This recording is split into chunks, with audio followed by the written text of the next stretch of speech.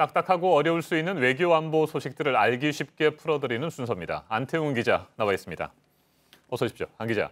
문재인 대통령이 지난달이죠. 북한의 도발과 관련해서 레드라인에 대해서 언급을 했었는데 어제 청와대에서도 기자들의 관련 질문이 있었다고요. 네, 그렇습니다. 그런데 이 레드라인을 넘어선 것이냐는 기자들의 질문에 대해서 청와대는 즉답을 피했습니다. 북한의 주장은 논란의 소지가 많고 또 확인된 바 없다는 이유에서입니다. 일단 청와대가 인식하는 레드라인은 지난달 문 대통령이 언급한 말에 녹아 있습니다. ICBM을 완성하고 거기에 핵탄두를 탑재하는 것입니다. 청와대 관계자는 그러면서 아직 갈 길이 남아있는 것으로 보인다라고 언급했습니다. 네, 그러니까 아직 그렇게 레드라인으로 볼 상황은 아니라는 게 청와대 입장인 것 같은데 네. 정확히 이 청와대가 보고 있는 레드라인이라는 게 뭔가요? 네, 조금 더 부연 설명을 위해서 제목을 일단 보여드리겠습니다. 핵 플러스 ICBM은 레드라인인가? 뭐 이렇게 달아봤는데요. 네. 청와대의 레드라인을 다르게 표현하면 ICBM의 대기권 재진입 기술 그리고 핵탄두 소형화 기술의 완성을 의미합니다. 우선 재진입 기술부터 짚어보면 대기권은 통상 100km까지의 상공을 말하는데 이 정도 상공에서 핵폭탄을 점화해도 현대전에서는 상대에게 큰 위협이 되기 때문입니다. EMP, 즉 핵 전자기파 공격을 말하는데 북한은 어제 이를 직접 언급하기도 했습니다. 네. 핵 플러스 ICBM이라는 것이 네. 대륙간 탄도미사일에 핵무기를 장착하고 쏘아 올리는 거, 예. 시험 발사를 하는 거, 이걸 예. 레드라인으로 볼 수 있느냐라고 하는 부분이죠. 예, 자, 그런데 EMP라고 하는 또 다른 무기가 있다는 얘기입니다. 이 전자기파 공격, 이 EMP 공격을 당하면 구체적으로 어떻게 되는 건지요? 한국원자력연구원이 분석한 바가 있습니다. 설명을 좀 드리면 서울 상공 100km에서 핵폭탄이 터지면 서울은 물론 육해공군 본부가 있는 계룡대까지 전력망과 통신망이 마비가 됩니다.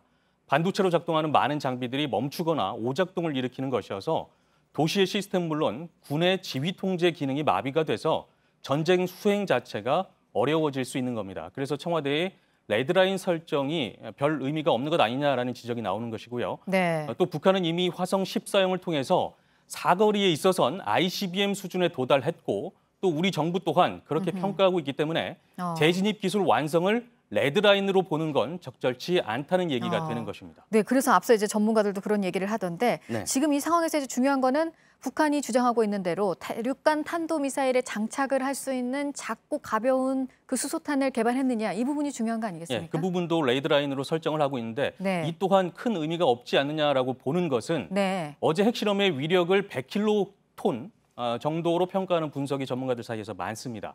이 정도면 원자탄, 즉 핵 분열탄을 넘어선 증폭 핵 분열탄 또는 초기 단계 수소탄 실험으로 보는 것입니다.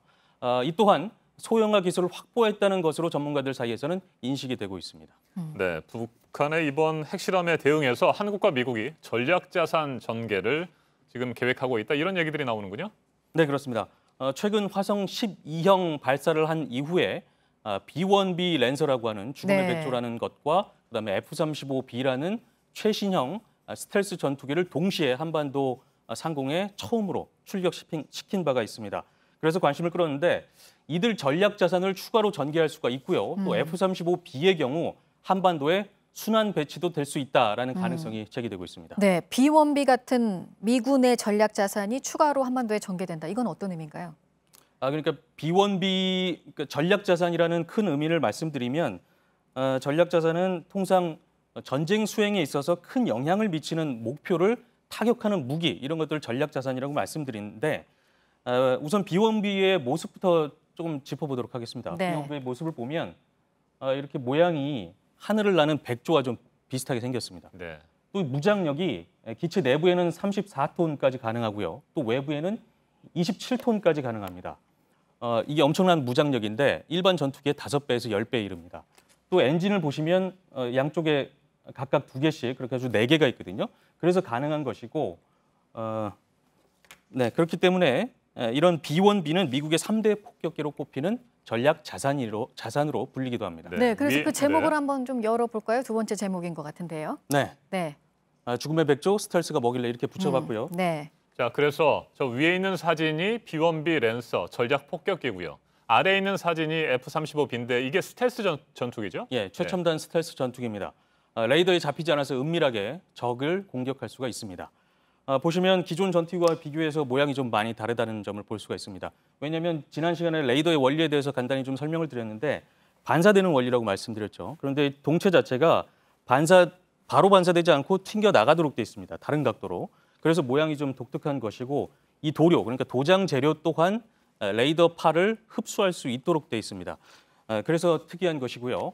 또 기체 앞쪽에 보시는 것처럼 분출구가 있고 또 뒤쪽에 분출구가 있는데 이것이 꺾이기도 합니다. 아래 방향으로. 그래서 수직 이착륙이 가능합니다. 전략 자산은 앞서 말씀드린 대로 통상 전쟁 수행에 큰 영향을 미치는 것이라고 말씀드렸죠. 그래서 전략 자산이라고 표현하는 것입니다. 네. 핵 추진 잠수함이라는 게 있잖아요. 핵 네. 추진 잠수함의 전개도 예상이 된다고 하던데 이건 이제 바닷속에서 어디 있는지 모르게 왔다 갔다 하다가 갑자기 부상해서 공격을 할 수 있기 때문에 북한에서 우려를 하는 것이고요. 공중에서는 이제 스텔스 F-35B를 우려하고 있는 그런 상황이겠군요. 그러니까 간단히 말씀드리면 핵 추진 잠수함은 굉장히 오랫동안 잠영을 할 수가 있습니다. 일반 디젤로 운영하는 잠수함 같은 경우에는 공기를 흡입하기 위해서 자주 올라왔다가 해야 되는데 그렇지 않다는 것입니다. 네. 알겠습니다. 여기까지 듣도록 하겠습니다. 안태훈 기자였습니다. 수고했습니다.